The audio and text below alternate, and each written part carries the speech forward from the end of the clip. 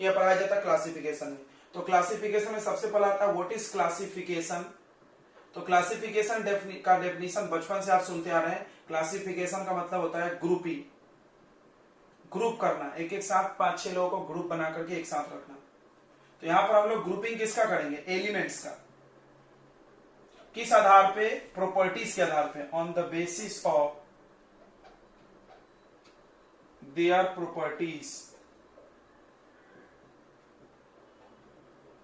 उनके प्रॉपर्टीज के आधार पे हम लोग ग्रुपिंग करेंगे, उसको क्लासिफिकेशन बोलते हैं। क्या नीड है, क्या जरूरत है, to make study about elements easier, to make study about elements easier, आसान करने के लिए, आसान करने के लिए बच्चों, इजी करने के लिए। क्यों क्यों, क्योंकि इंडिविजुअली 118 एलिमेंट्स हैं अभी तक। We can not study each element Elon.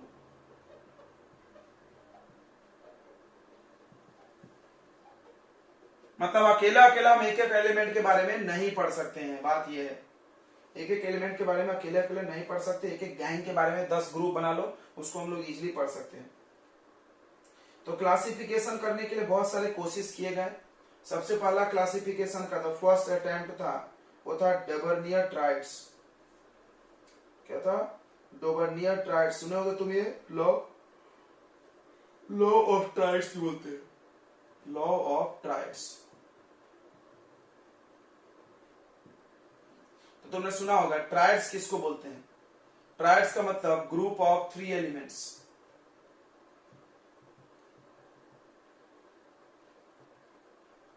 Group of 3 elements. तो एक साइंटिस्ट है जिनका नाम था डोबर्नियर।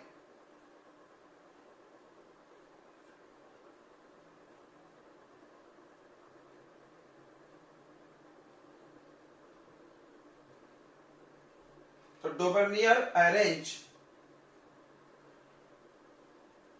3 elements on the basis of, arrange 3 elements in increasing order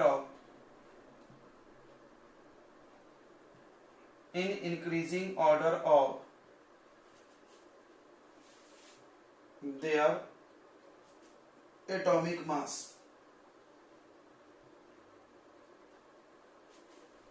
ठीक है, such that, इस प्रकार, the average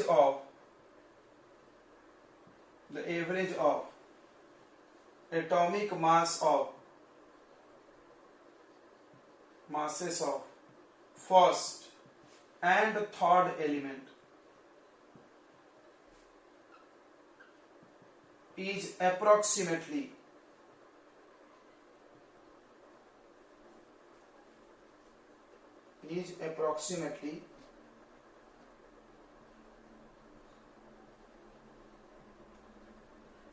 equal to middle element।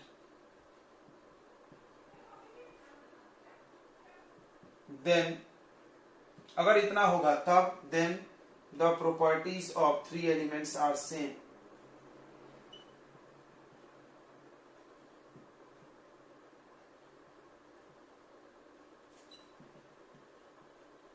तब तीनों एलिमेंट का प्रॉपर्टी क्या रहेगा बच्चों, सेम हो जाएगा। ओ ठीक है, तो 2 शर्त है आपके पास। क्या क्या 2 शर्त है बताओ, कि इंक्रीजिंग ऑर्डर में अरेंज करो और फर्स्ट और थर्ड का एवरेज सेकंड के बराबर होना चाहिए। देखो इन्होंने 3 ट्राइड्स बनाए थे। इन्होंने कितने ट्राइड्स बनाए थे बच्चों, 3 ट्राइड्स। डोबर्नियर, या देयर आर 3 ट्राइड्स, ऐसा लिखो। देयर आर ओनली, सिर्फ 3 ही ट्राइड्स थे। ट्राइड्स मतलब यहां लिखे हमने,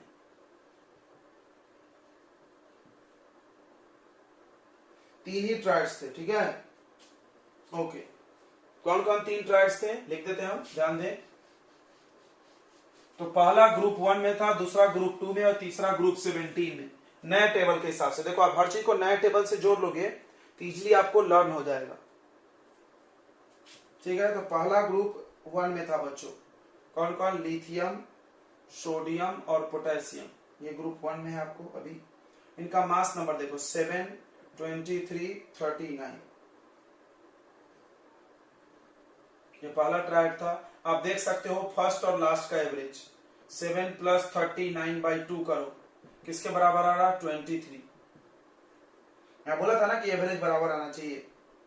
दूसरा ट्रायड था बच्चों ग्रुप 2 में, कैल्शियम, स्ट्रोंटियम, बेरियम। आपको मॉडर्न पीरियोडिक टेबल तो याद है ना? कैल्शियम के एटॉमिक नंबर 40, इसका 88 और इसका है आपको 137। I am not telling you should memorize atomic mass, but लिख रहे हैं ताकि तुम चेक कर सको एवरेज है कि नहीं। थर्ड इज लास्ट में है सबसे 17 में, क्लोरीन, ब्रोमीन, आयोडीन। तो याद होना इसका trick, fluorine, chlorine, bromine, iodine. फिर कल बाहर आएंगे फिर कल बाहर आएगी एंटी। ऐसा था ना, याद किया होंगे तुमने। तो क्लोरीन का एटॉमिक नंबर है 35.5, ब्रोमीन का है बच्चों 80 और आयोडीन का है 127। तुम चेक कर सकते हो इसका एवरेज इसके बराबर आ रहा होगा, अप्रोक्सीमेटली आना चाहिए। ये कोई जरूरी नहीं है, ये कोई जरूरी नहीं कि पूरा 100% सही आ जाए, ठीक है। ओके, नोट कर लिया फटाक से, ठीक है बच्चों। तो ऑक्टेव्स अगला लॉ है, लॉ ऑफ ऑक्टेव्स। ऑक्टेव्स का मतलब होता है ग्रुप ऑफ 8 एलिमेंट्स।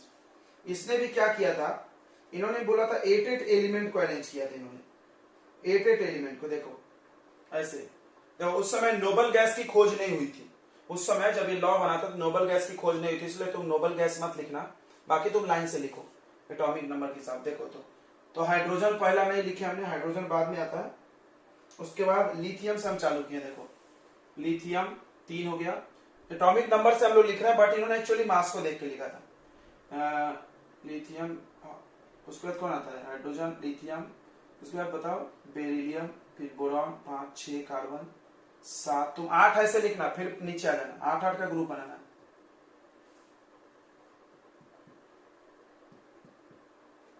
फिर नियॉन आएगा, नियॉन नहीं लिखना है।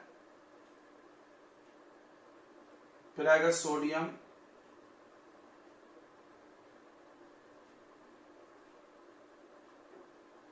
फिर आएगा मैग्नीशियम, 12, 13 कौन है? Aluminium, 14 silicon, 15 phosphorus, sulphur, 16, 17 chlorine, 18 noble gas नहीं लिखेंगे, नोबल गैस का खोज लेट हुआ था, याद रखना। 18 कौन है? 19 पोटेशियम, 20 कैल्शियम। इसका लॉ बच्चों बस कैल्शियम तक ही लागू था, ये भी ध्यान रखना, इसलिए इसके आगे नहीं लिखा जाता है, गलत हो जाएगा। 2, 3, 4, 5, 6, 7, 8, 8वां यहाँ पे आता है। इन्होंने क्या बोला था, अगर तुम एलिमेंट्स को इंक्रीजिंग ऑर्डर ऑफ मास में अरेंज करो, मास पे देख के अरेंज किया था। इसका मास 7 है, इसका 9 है, इसका 11 है, इसका 12 है, इसका 14 है, इसका 16 और इसका 19। सबका मत लिखो, बस ऐसे हम दिखा रहे हैं। तो इन्होंने भी बोला if elements are arrange in increasing order of their atomic masses, अगर एलिमेंट को हम इंक्रीजिंग ऑर्डर ऑफ मास पे अरेंज करें,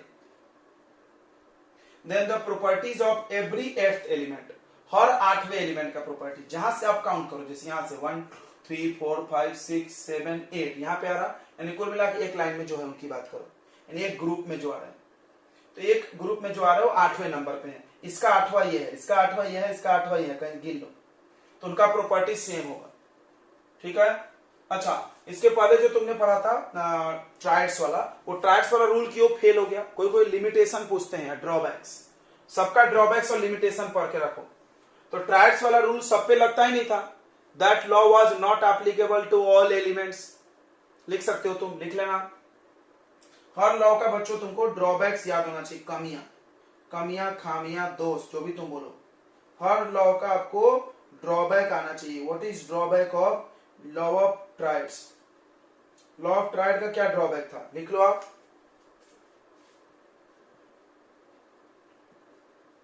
ड्रॉबैक मतलब कमियां।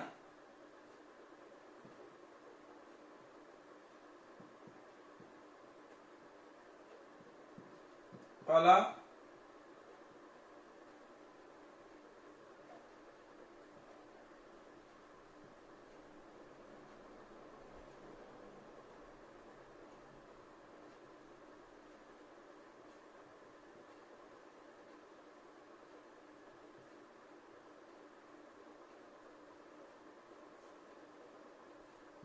ये दो, सिर्फ 3 ही ट्राइड बताए उन्होंने। Okay, only 3 triads are present. अब आते हैं ऑक्टेव्स के लॉ पे। इसने क्या बोला था, अकॉर्डिंग टू दिस लॉ, ये लाइन भी वहां छूट गया था, अकॉर्डिंग टू दिस लॉ लिख लेना। when elements are arranged in increasing order of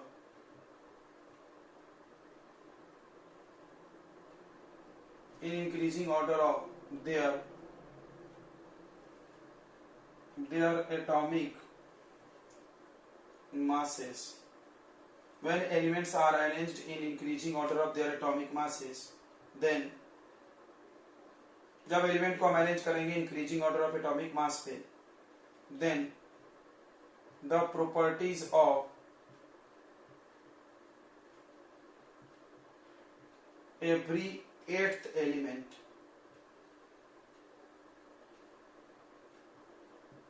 is similar to first element. प्रत्येक 8वें एलिमेंट का प्रॉपर्टी फर्स्ट एलिमेंट के सिमिलर होगा। ठीक है, ओके। इन्होंने किससे कंपेयर किया था, ऐसा लाइक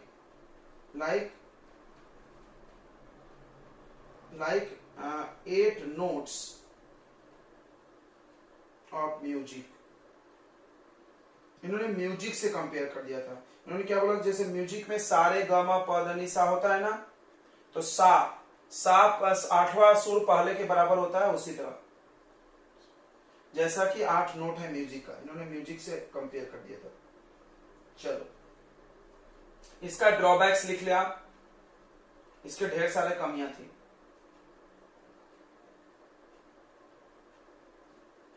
पहला, it is applicable only up to calcium. लिख लो, it is applicable only up to calcium.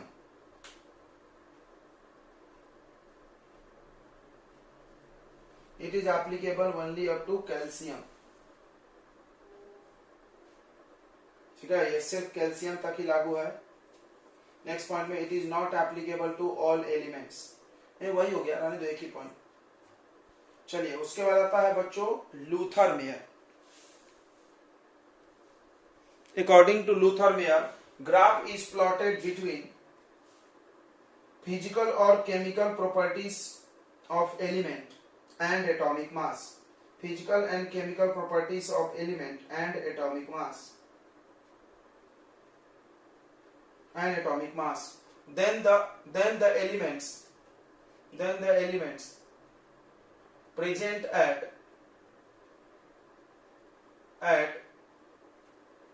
the same position of graph have same properties. Then the elements present at the same position of graph have same properties.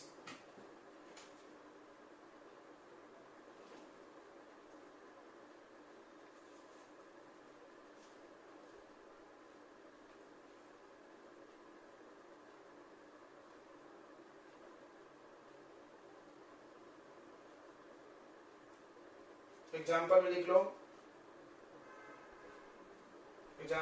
Next example में लिखो when graph is plotted between atomic volume and atomic mass. When graph is plotted between atomic volume and atomic mass, then alkali metals occupy peak of the graph. Then alkali metal occupy peak of the graph.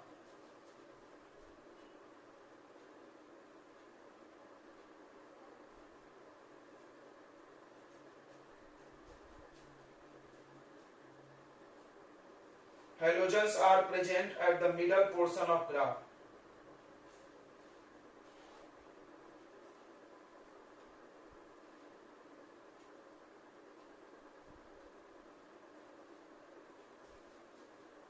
It means atomic volume depends on atomic mass. It means atomic volume depends on atomic mass.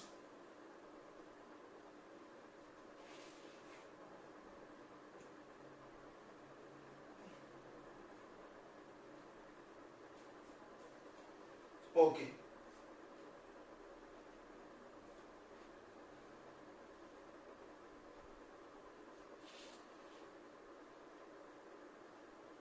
अब heading लगा बच्चों Mendeleev periodic table.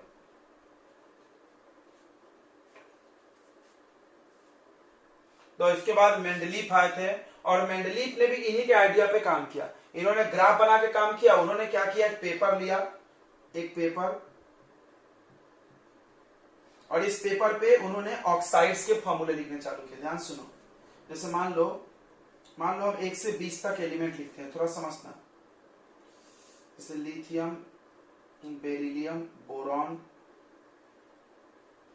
Carbon, nitrogen, oxygen, fluorine, sodium, potassium,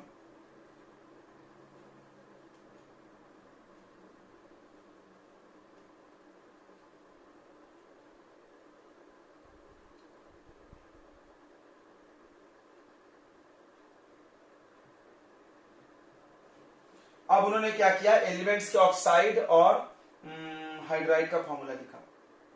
oxide और hydride देखो, lithium oxide का formula है Li2O, Na का भी है N2O, पोटेशियम का है K2O। तो इस ऑक्साइड का फॉर्मूला सेम है, इसका मतलब सबका फॉर्मूला ऐसा है M2O। तो ये समझ गया कि सब एक ही प्रॉपर्टी वाले हैं। उसके बाद इसका ऑक्साइड देखो BeO, Mg का MgO, Ca का CO, ये सब का भी सेम है, ये सबको भी एक प्रॉपर्टी माना गया। अच्छा, उसके बाद बोरॉन, एल्यूमिनियम, इसका देखो B2O3, Al2O3, इसका देखो CO2, इसका SiO2, N2O5, P2O5। तो क्या दिख रहा है, ऑक्साइड का फॉर्मूला सबके सेम मिल रहे थे, इनका प्रॉपर्टी सेम हो गया, मान लिया उन्होंने। फिर उन्होंने क्या देखा कि सबका मास इंक्रीजिंग ऑर्डर में है, इंक्रीजिंग ऑर्डर में मास जम रहा है। मतलब इसका मास कितना था, 7 है, इसका मास 9 है। मतलब ये जो ऑर्डर बन रहा है वो मास पे बन रहा है। मतलब हम ऑक्साइड देख करके बना रहे हैं, लेकिन वो हमको पूरा अरेंज करने के बाद ऐसा दिख रहा है तो मास के आधार पे चल रहा है। फिर उन्होंने हाइड्राइड का भी फॉर्मूला लिखा, फिर अरेंज किया हाइड्राइड को देख करके। फिर उन्होंने फिर देखा, फिर से मास पे अरेंज हो गया। तो इसका मतलब उनको ऐसा लगा कि सारे प्रॉपर्टी मास पे डिपेंड है। जैसे इसको लगा, इसने क्या बनाया, ग्राफ बनाया मास और वॉल्यूम पे। इन्होंने देखा कि टॉप पे सब एक जैसे आ गए, एक प्रॉपर्टी वाले। इसका मतलब वॉल्यूम किस पे डिपेंड करता है, मास पे, बराबर है। समझ रहा है कि नहीं समझ रहा है, मतलब किसका वॉल्यूम ज्यादा होगा, किसका कम होगा, वो मास पे डिसाइड होगा। ठीक है, यही चीज मेंडलीफ ने किया था। उन्होंने ग्राफ नहीं बनाया, बट ऐसा उन्होंने रिलेशन देखा ऑक्साइड और हाइड्राइड का फॉर्मूला लिख के। ठीक है बच्चों, तो मेंडलीफ ने इस चीज को देख करके एक लॉ भी बना दिया, मेंडलीफ पीरियोडिक लॉ। क्या था वो पीरियोडिक लॉ, लिखो मेंडलीफ पीरियोडिक लॉ लिखे। देखो, according to Mendeleev periodic law,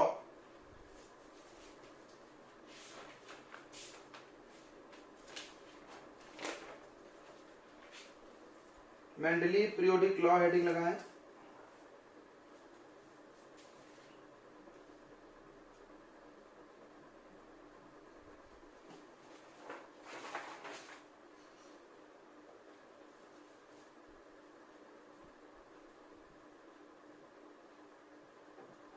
Mendeleev periodic law,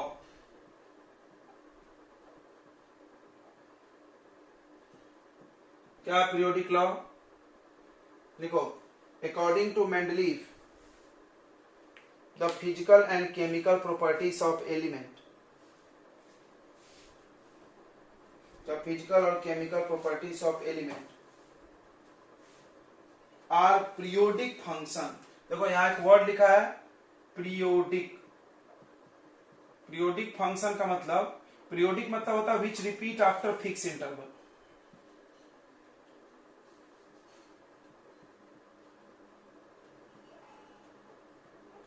According to Mendeleev, the physical and chemical properties of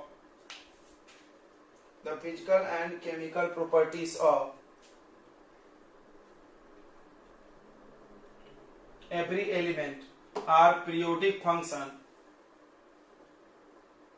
of their atomic masses, are periodic function of their atomic masses.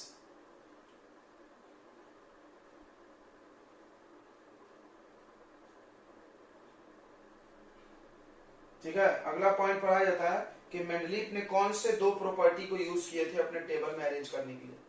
तो formula of oxide and hydride, चाहो तो तुम लिख सकते हो। Mendeleev use two main properties of element, formula of oxide and formula of hydride.